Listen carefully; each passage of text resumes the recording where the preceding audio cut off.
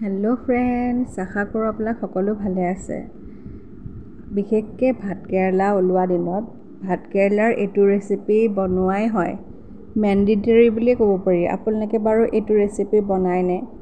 প্ৰথমে ভাতকেৰেলাখিনি সিজাই ল'লোঁ। খুব বেছি হুঁচেল মাৰিব নালাগে। দেখিছেই নহয়, মোৰ এক টুকুৰ অকণমান ওলাই গৈছে। যিহেতু মই হাতেদি হেৰি কৰিছোঁ, তথাপিও এতিয়া মই চামুচ এখনেদি উলিয়াই ল'লোঁ। লগতে এতিয়া মই ফ্ৰাই পেন এখন লৈ লৈছোঁ। মই মিঠাতেল ব্যৱহাৰ কৰিছোঁ। মিহি মিহিকৈ পিঁয়াজ কাটি থৈছোঁ। আপোনালোকে বিশেষকৈ আদা নহৰু এনেকৈও দিব পাৰে। মই অতি সহজতে আচলতে আপোনালোকক বনাই দেখুৱাইছোঁ। বিভিন্ন ৰকমে আচলতে বনাই খাব পাৰি। এয়া মই মিঠাতেলত পিঁয়াজো দি দিলোঁ। লগতে মই আলু বইল কৰি লৈছিলোঁ। সেই বইল কৰা আলুখিনি মই পিটিকি পেলাই এনেকৈ ইয়াত দি দিছোঁ। ক'বলৈ গ'লে এতিয়া মছলাহে দিয়াৰ কথা। মছলা বুলি ক'বলৈ হ'লে নিমখ, হালধি, জিৰা গুড়ি, ধনিয়া গুড়ি, জালুকৰ গুড়ি দিব পাৰে। আপোনালোকে গৰম মছলা দিব পাৰে। আৰু শেষত ক'বলৈ গ'লে আপোনালোকে কাশ্মীৰী মিৰ্চ পাউডাৰ দিব পাৰে কালাৰৰ কাৰণে। মই নাই দিয়া, একদম প্লেইন মছলাই দিছোঁ। জিৰা গুড়ি, ধনিয়া গুড়ি, জালুকৰ গুড়িও নাই দিয়া।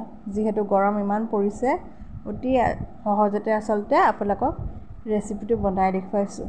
এতিয়া মই গোটেইখিনি একেলগে মেছ কৰি মিক্স কৰি লৈছোঁ। আৰু এতিয়া ঠাণ্ডা হ'বলৈ কাৰণে মই প্লেট এখনত কাঢ়ি থ'ম। যেতিয়া ঠাণ্ডা হ'ব তেতিয়াহে মই পুৰ ভৰাই আচলতে বনাম।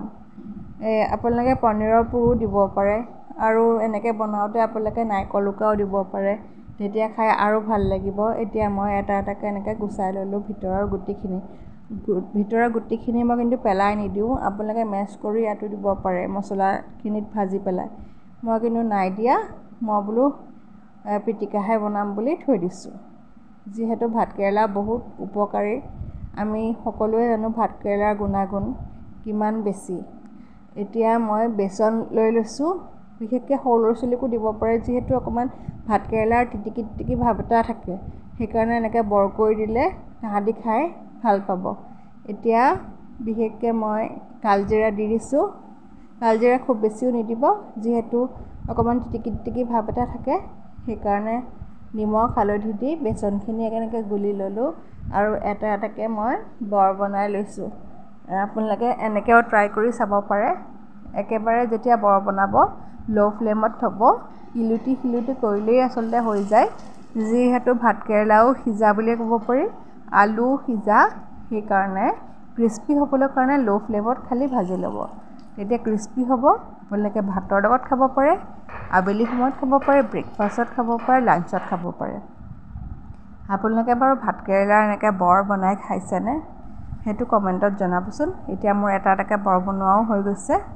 ভিডিঅ'টো যদি আপোনালোকৰ ভাল লাগিছে প্লিজ ছাবস্ক্ৰাইব কৰি দিব।